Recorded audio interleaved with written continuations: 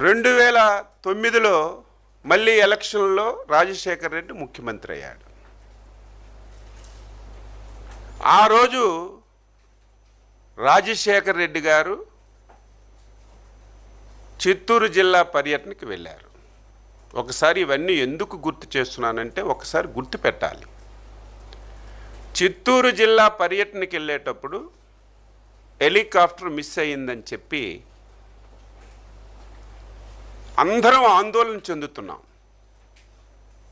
రాజకీయ పార్టీలకు అతీతంగా, కులాలకు అతీతంగా, మతాలకు అతీతంగా రాజశేఖర్ రెడ్డి గారు హెలికాప్టరు మిస్ అయ్యింది, ఏమయ్యారు, ఏం జరిగిందని చెప్పి అందరం ఆందోళన చెందుతున్నాం. ఈవెన్ మా పార్టీ అధ్యక్షులు కూడా చంద్రబాబు నాయుడు గారు ప్రత్యేకమైనటువంటి టెలికాన్ఫరెన్స్ తీసుకొని మీరు కూడా అన్వేషించండి, ఎక్కడైనా సరే సమాచారం దొరుకుతుందా, ఎక్కడైనా ఏమైనా ఇన్సిడెంట్ జరిగిందని చెప్పి చంద్రబాబు నాయుడు గారు కూడా ఆందోళన చెంది ఆయన యొక్క ఆసూకీ గురించి ఏ విధంగా ఆందోళన చెందామో ఇక్కడ చాలామంది పాత్రికేయులు ఉండుంటారు, చాలామందికి ఈ విషయం తెలుసుంటుంది. రాజశేఖర్ రెడ్డి గారు చనిపోయే సమయంలో నువ్వు ఎక్కడున్నావో చెప్పవలసినటువంటి బాధ్యత నీకుంది. ఆ సమయంలో ఇతర రాష్ట్రాల్లో నువ్వు ఉండవలసినటువంటి అవసరం ఏమొచ్చిందని చెప్పి నేను అడుగుతున్నాను.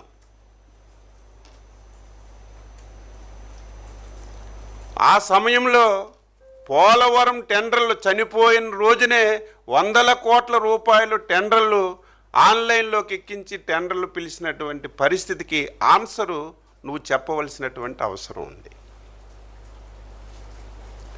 దీనన్నింటికీ మించి అందరం ఆందోళన చెందుతుంటే ఏమయ్యారో ఆచోకీ మనకు తెలియటం లేదని చెప్పి ప్రతి ఒక్కరూ అదే ప్రయత్నంలో ఉంటే నువ్వు చేసిన పనేంటి?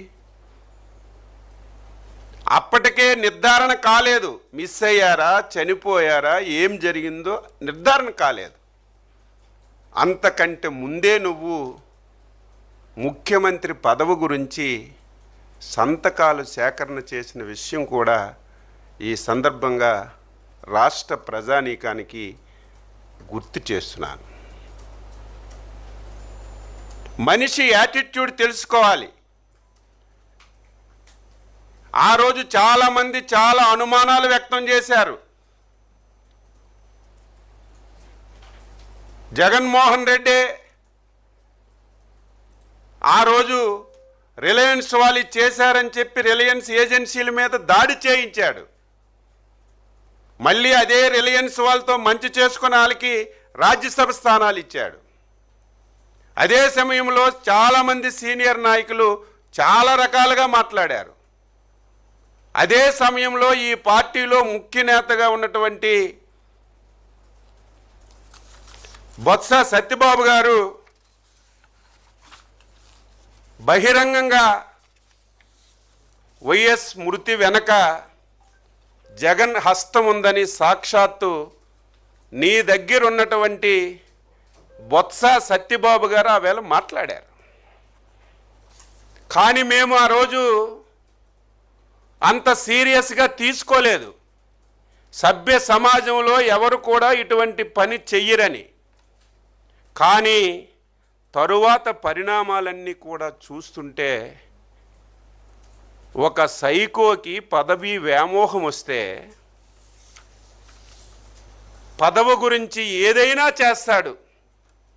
తండ్రినైనా వదలడు, బాబాయినైనా వదలడు, తల్లినైనా వదలడు, చెల్లినైనా వదలడు, ఈవెన్ పార్టీ వాళ్ళనైనా సరే వదలడని తరువాత జరిగినటువంటి పరిణామాలన్నీ కూడా మనం చూస్తున్న విషయం కూడా ఈ సందర్భంగా తెలియజేస్తున్నాను.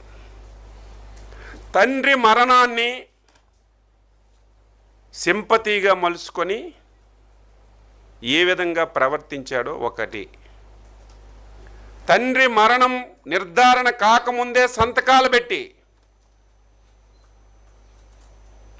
ముఖ్యమంత్రి పదవి గురించి ఏ విధంగా ప్రయత్నం చేశాడో మనందరికీ తెలిసిన విషయం. తరువాత తెలుగుదేశం పార్టీ 2014లో గెలవటం, జగన్మోహన్ రెడ్డి తండ్రి సావుని సింపతిగా ఎంపిక చేసుకొని రాష్ట్రం అంతా తిరిగి సింపతి పొంది ఒక్క అవకాశం అని చెప్పి ఎలక్షన్లో వెళ్ళినా ఏ ఒక్కరూ ఆ మగ్దికి నమ్మలేదు, అధికారాన్ని ఇవ్వడానికి ఇష్టపడలేదు.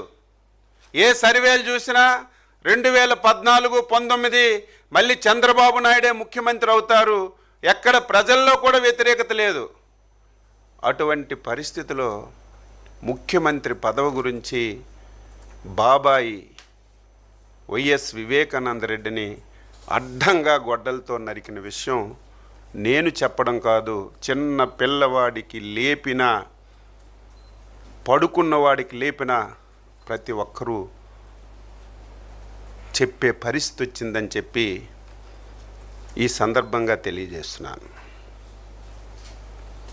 తరువాత చెల్లి,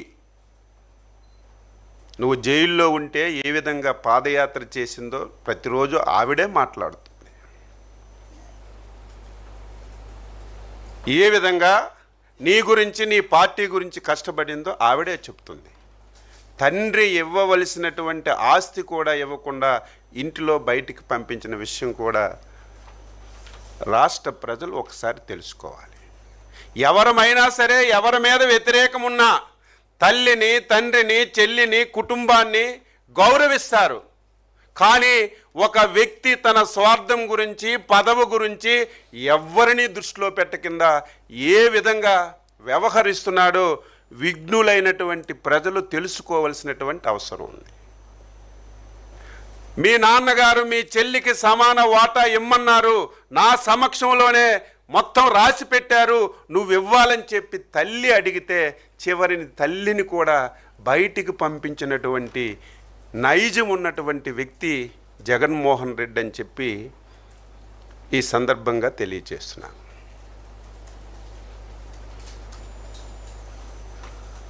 నీ మీద ఇన్ని అబండాలు వస్తే ఒక్క రోజైనా నువ్వు మాట్లాడావా? ఒక్కదానికైనా ఆన్సర్ చేసావా?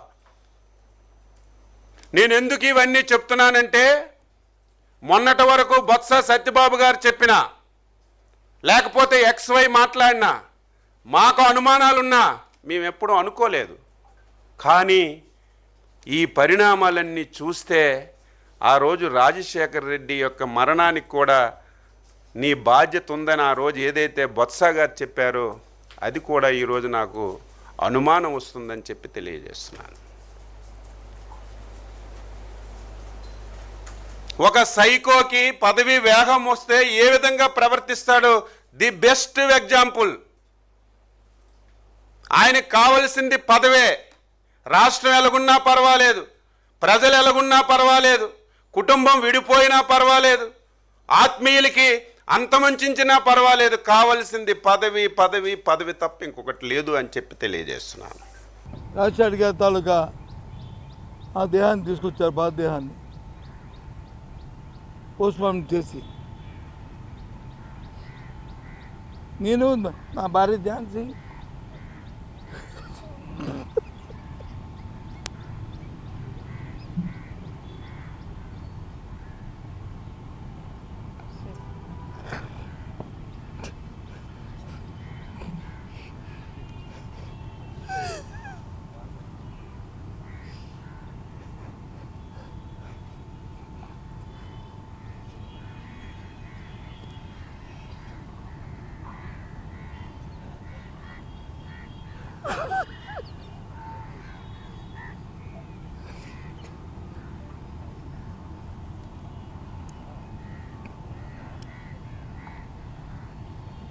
అందుకని ఇప్పుడు ఆయన పేరు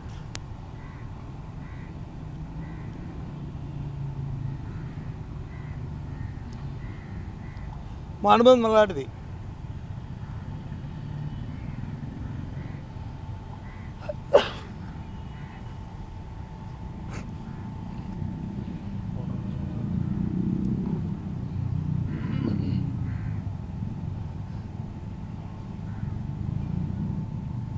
రాజకీయాల కోసం బతకట్లే, రాజకీయాల కోసం దిగుతాడు, రాజకీయాలు చేయట్లే. రాజకీయాల కోసం ఉన్న మాటలు మాట్లాడి లేని మాటలు తెచ్చుకోవట్లే. ఈ రాష్ట్ర చరిత్రలో ఎన్నో విషయాలు ఉన్నాయి ఈ గుండెల్లో. మీ సంగతులు కానీ, మీ పార్టీ సంగతులు కానీ, మీ నాయకుల సంగతులు కానీ అలాగే ఉన్నాయి. అలాంటి నేనేదో ప్రెస్ మీట్ పెట్టి దాన్ని ఖండించడానికి రాలే. రాజశేఖర రెడ్డి గురించి మాట్లాడని చెప్పి వచ్చాను ఇక్కడికి.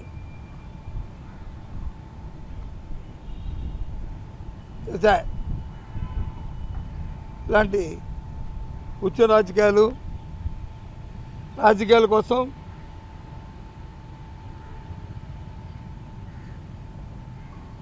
పదవుల కోసం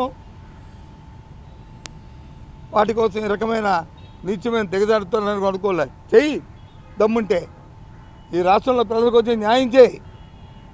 నీకు ఇచ్చిన పదవులు నువ్వు న్యాయం చేయి. ఎంత పచ్చిగా నేను అబద్ధం ఆడుతున్నావు. ఆ మూలపేట బోర్డుకి వెళ్ళినప్పుడు 40 మందికి వచ్చి పోలీసులు వచ్చి పర్మిషన్ ఇచ్చారు, ఇప్పించానని చెప్తాం. ఎంత అబద్ధం అది రాజకీయాల్లో. ఇవే ఏమనుకుంటున్నావు? గౌరవాన్ని ఇచ్చి గౌరవాన్ని పుచ్చుకోవాల్సిన రాజకీయాల్లో మంచిది. అంతేగాని రాజకీయాల కోసం రాజకీయ పదవుల కోసం లేనిపోయిన దిగజారుడమైన మాటలు మాట్లాడుతూ నాకేం పర్వాలే. మీరు జగన్మోహన్ రెడ్డి గారితో వచ్చి ఏదో అన్నాను ఆయన నాకేమి నష్టం కాదు. కానీ రాజశేఖర రెడ్డి గారితో అవసరాన్ని తీసుకొచ్చి నువ్వు పెట్టావు కాబట్టి ఇవాళ ఇది మాట్లాడుతున్నా. ఆ రోజు ఆయన పోతే నేను ఝాన్సీ వెళ్ళి ఆయన్ని జగన్మోహన్ రెడ్డి గారిని 2 చేతులు కుడిమొక్కలు ఎడమొక్కలు ఉండి తీసుకొచ్చి అక్కడికి తీసుకొచ్చాం. కావలిస్తే చూసుకోండి క్లిప్పింగ్లు మీ దగ్గర. ఆయన ఊర్లో లేరా అప్పుడు? ఆయన మా ఇద్దరం తీసుకెళ్ళదా క్యాంప్ ఆఫీస్లో ఇంటి దగ్గర నుంచి అక్కడికి? ఇది వాస్తవం కాదా? ఏంటి మాటలు? రాజకీయాల కోసం ఏదో మాట్లాడు. మీకు మామగారిని ఇష్టం లేకపోతే ఇష్టం వచ్చని మాట్లాడు. లేదా అమరావతి నీకు ఇష్టమైతే మాట్లాడు. ఆవిడ అంది కదా, ఎవరు ఆవిడ రేణుకా చౌదరి, ఇది అమరావతి కాదు కమరావతి అంది కదా అను.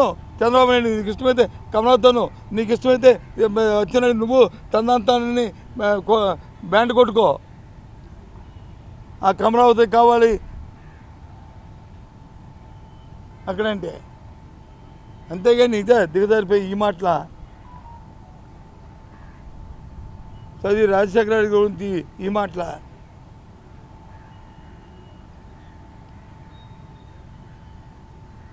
ఆ రోజు రిలయన్స్ మీద తీసుకున్నాడు మా వంశీ చంద్రరెడ్డి. ఆ రోజు యుద్ధకాన్ని ప్రెసిడెంట్గా ఉండే ఆయన కదా తొలికాంశంతో ఈ సోషల్ మీడియాలో వచ్చినాయి. ఇవి చూసి అది చేస్తే కాదని చెప్పి దెబ్బలు ఆపించింది మేమే కదా.